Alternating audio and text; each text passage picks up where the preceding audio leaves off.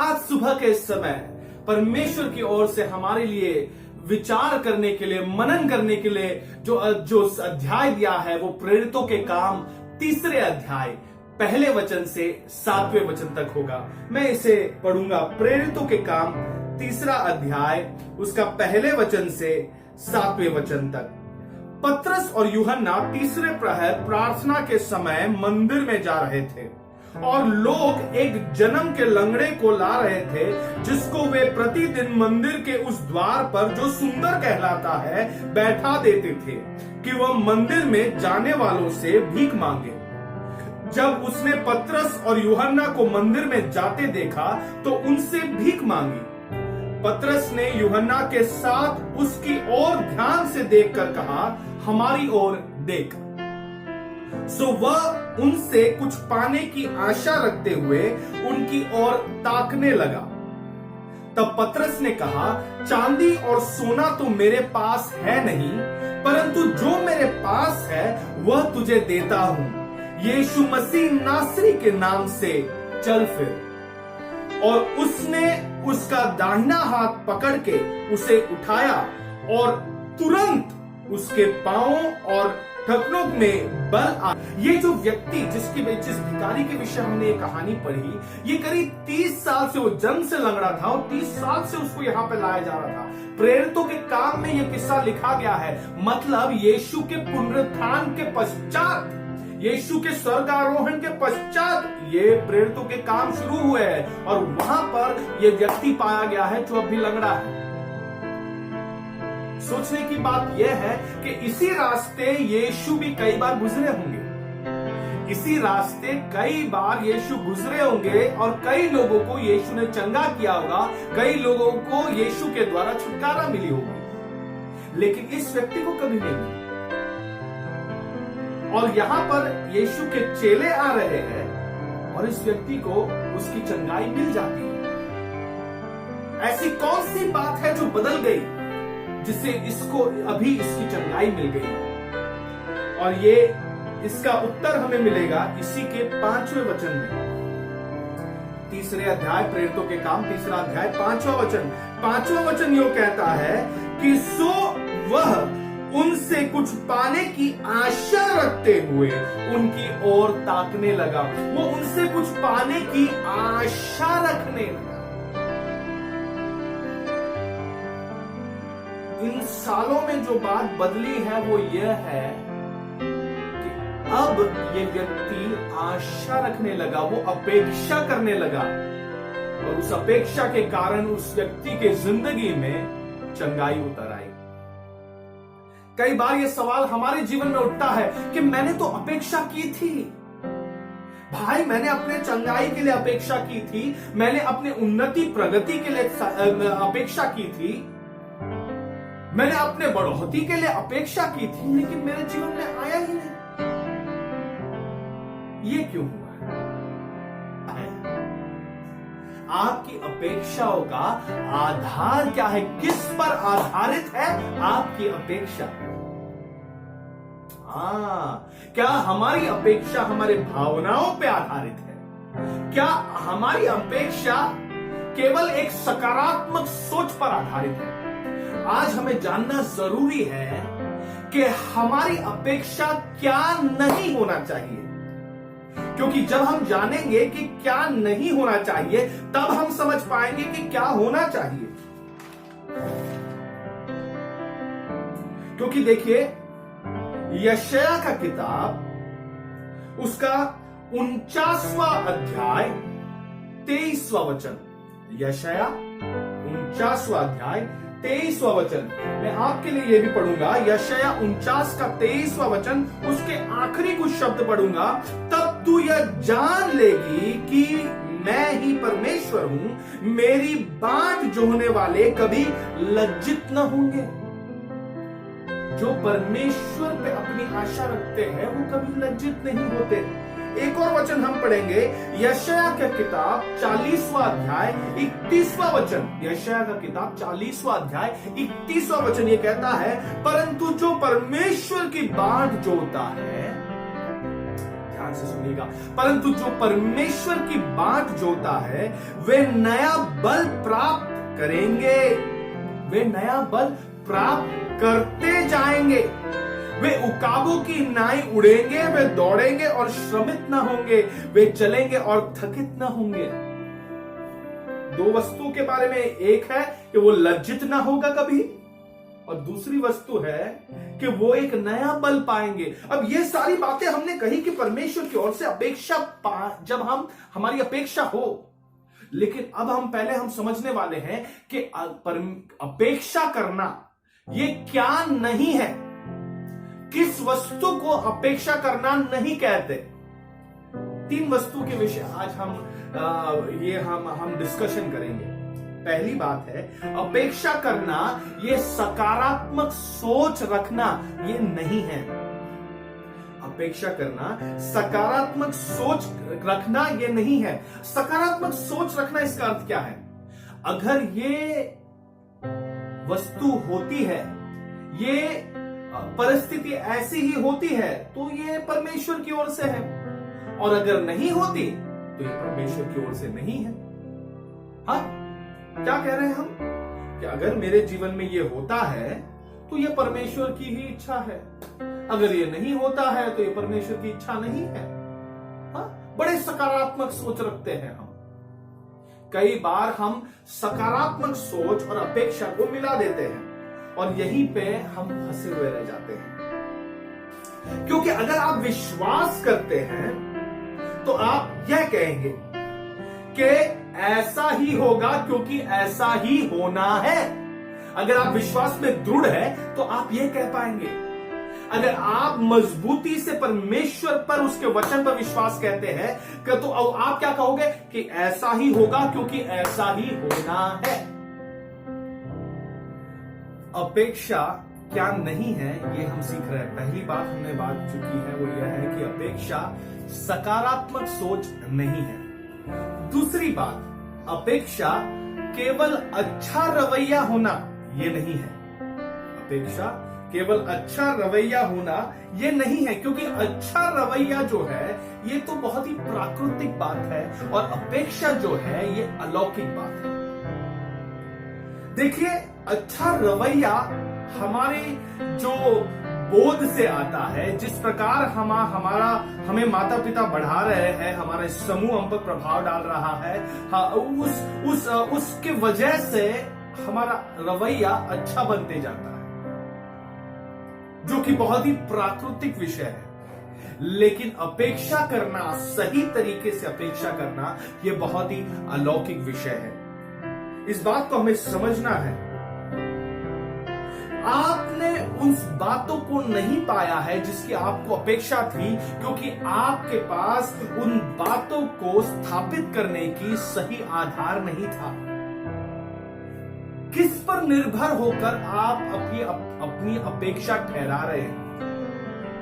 यह सवाल हमें अपने आप से पूछना है, क्योंकि अपेक्षा जो है ये विश्वास के मूल रस है, विश्वास की नींव है। हम जानते हैं इब्रानी की किताब 11वां अध्याय, इब्रानी 11वां अध्याय उसका पहला वचन, इब्रानी 11वां अध्याय पहला वचन ये कहता है, अब विश्वास आशा की हुई वस्तुओं का निश्चय है। विश्वास आशा की हुई वस्तुओं का निश्चय है। मतलब विश्वास को अगर आप पाना चाहते हो तो ये अपेक्षा का होना बहुत जरूरी है। विश्वास को अगर आप पाना चाहते हो तो अविश्वास को अगर आप आगे बढ़ाना चाहते हो तो उसके लिए जो जोर लगता है, जो ताकत लगता है, वो है अपेक्षा, जो आपकी जिंदगी में बहुत जरूरी है। मैंने कहा दूसरी बात कि अपेक्षा करना ये अच्छा रवैया रखना नहीं है, क्योंकि विश्वास जो है ये अपेक्षा के द्वारा ही, अपेक्षा के इस सिद्धांत पर ही वो स्थापित है, इसी पर ही वो चलता है। क्या हमने पढ़ा? इब्रानी की किताब 11वां अध्याय उसका पहला वचन ये कहता है कि विश्वास आशा की हुई वस्तुओं का निश्चय है। आशा की हुई वस्तुओं का निश्चय है। अगर आपने आशा ही नहीं की, अपेक्षा नहीं की, तो क्या विश्वास रहा? क्या विश्वास रहा? जहां पर विश्वास होता है उसका अर्थ यह है कि वहां पर अपेक्षा भी होती है। अगर जहां पर अपेक्षा होती है उसका अर्थ है वहां पर विश्वास भी होता है। विश्वास जो है यह अलौकिक विषय है, इसलिए मैंने कहा अच्छा रवैया जो है यह बहुत ही प्राकृतिक बात है, लेकिन अपेक्षा जो है यह अलौकिक है, क्योंकि अपेक्षा विश्वास का मूल ताकत है, मूल नींव है या मूल रस है। आगे हम बढ़ेंगे। हम जान तो रहे हैं कि अपेक्षा क्या नहीं है, तो अपेक्षा क्या है? क्या अपेक्षा अलौकिक विषय का एक चिन्ह है। अलौकिक विषय का एक चिन्ह है, वो हमें यह बताता है कि कुछ अभी घटने वाला है। अपेक्षा हमें यह बताता है कि कुछ हमें अब घटने वाला है। अपेक्षा का जो अंग्रेजी शब्द है वो है एक्सपेक्टेशन। जो गर्भवती माताएं हैं उसे अंग्रेजी में कहते हैं एक्सपेक्टेंट मदर्स। उसका अर्थ यह है कि वो अपेक्षा कर रहे हैं 9 महीनों के बाद कुछ आने वाला है, तो उसी की उन्हें अपेक्षा है। जो कुंवारी स्त्री है उनको हम एक्सपेक्टेंट मदर्स नहीं कहते, लेकिन जो गर्भवती स्त्री है उसे हम एक्सपेक्टेंट मदर्स कहते हैं। अपेक्षा करने वाली माएं, किस बात का उन्हें अपेक्षा है? 9 महीनों के पश्चात कुछ आने वाला है, एक बच्चा का जन्म होने वाला है। ये उसके गर्भ से एक जीवित बच्चे का जन्म लेना, मैं आपसे कहता हूं ये एक अलौकिक विषय है। इसलिए हमने कहा अपेक्षा अलौकिकता का एक चिन्ह है। कुछ तो अलौकिक हमारे बीच घटने वाला है। आप अपने पड़ोसी को देखकर कहिए कि कुछ अलौकिक मेरे जीवन में घटने वाला है। कुछ अलौकिक मेरे जीवन में घटने वाला है। तीसरी बात, अपेक्षा केवल उत्साहित रहना नहीं है। अपेक्षा केवल उत्साहित रहना नहीं है, क्योंकि जहां पर विश्वास है वहां पर अपेक्षा रहती है। केवल मैं उत्साहित होकर हाँ अब तो अच्छा ही होगा, अच्छा ही होगा, इससे कुछ बातें मेरे जीवन में घटने नहीं वाली, क्योंकि मैं बहुत ही उत्साहित हूं। मेरा प्रोत्साहन किसी ने बहुत बड़ा किया है, इसलिए मैं बहुत उत्साह से भर गया हूं, इसलिए मैं अच्छी बातों की अपेक्षा कर रहा हूं। ना ना ना ना ना ना ना, आपका आधार, आपकी अपेक्षा का आधार क्या है? आपकी आशा का आधार क्या है? अपेक्षा 3 बातों पर निर्भर है। कहिए 3 बात, कहिए 3 बात। वचन में ऐसे लिखा है कि अगर आपकी अपेक्षा परमेश्वर पर आधारित है, वचन में ऐसा लिखा है, they that wait upon the lord shall renew their strength. जिनकी अपेक्षा परमेश्वर पर है वो नया बल पाते हैं। जिनकी अपेक्षा परमेश्वर की ओर से होता है वो कभी लज्जित नहीं होते। अगर आपकी अपेक्षा लोगों पर आधारित है तो निश्चित तौर पर आप निराश होने वाले हो। आप निराश होने वाले हो, क्योंकि लोग कई बार हमें निराश कर देते हैं। अगर मैंने अपनी अपेक्षा आपसे रखी है तो मैं निराश होने वाला हूं। अगर आपने अपनी अपेक्षा मुझ पर रखा है तो आप निराश होने वाले हो। अगर आप समझते हो कि आज आप बस इसी व्यक्ति से हम सुनेंगे और यही से मुझे प्रोत्साहन मिलेगा, ना ना ना ना, इसी से मेरा उत्साह बढ़ेगा, ना ना ना ना ना, इसी से मेरा विश्वास बढ़ेगा, ना ना ना, अगर आपका अपेक्षा मेरी ओर बढ़ता है तो आप निराश होने वाले हो। लेकिन अगर आज आप मेरी बातों को परमेश्वर पर क्योंकि आपने अपेक्षा रखा है कि परमेश्वर इनके द्वारा मुझसे बात करेगा, मेरे जीवन में कार्य करेगा, तो वचन कहता है कि आप नया बल पाने वाले हो। वचन कहता है कि आप लज्जित नहीं होंगे। अपेक्षा इन 3 बातों पर आधारित है। ध्यान से सुनिएगा, अपेक्षा 3 बातों पर आधारित है। पहली बात, आज्ञाकारी बनना। पहली बात, आज्ञाकारी बनना। अपेक्षा सही वस्तुओं को जब हम करते हैं, सही बातों का पालन जब हम करते हैं, उससे वो अपेक्षा सही आधार लेता है। कई बातों पर नहीं, मैंने कई बातें की है, मैंने 10 फलाना बातें की है, ना, उस पर नहीं, आपने कौन सी सही बात की है, अपेक्षा उस पर आधारित है। अगर आपने सही काम किया है तो आप सही वस्तु का अपेक्षा कर सकते हो।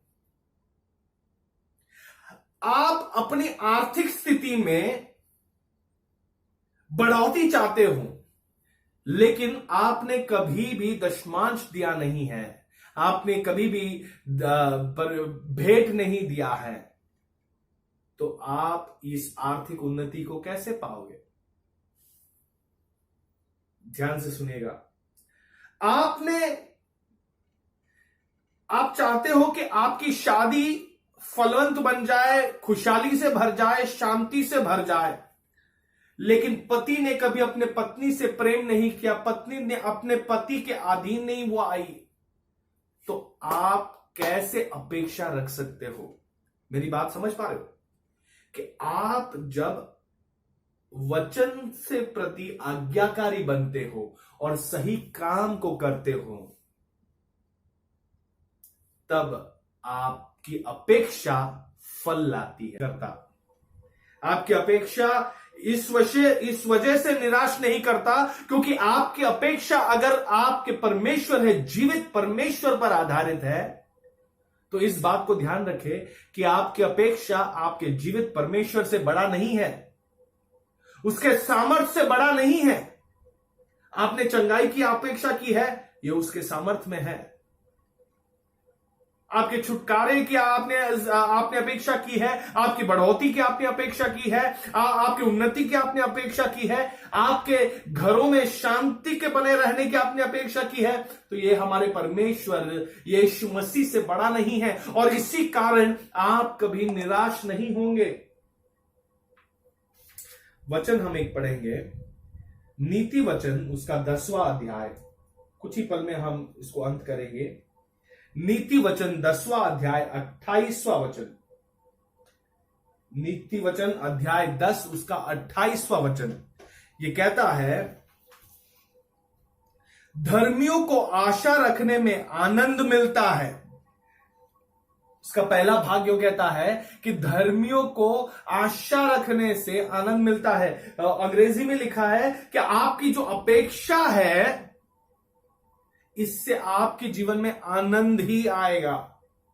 आपने जो अपेक्षा की है, इससे आपके जीवन में आनंद ही आएगा।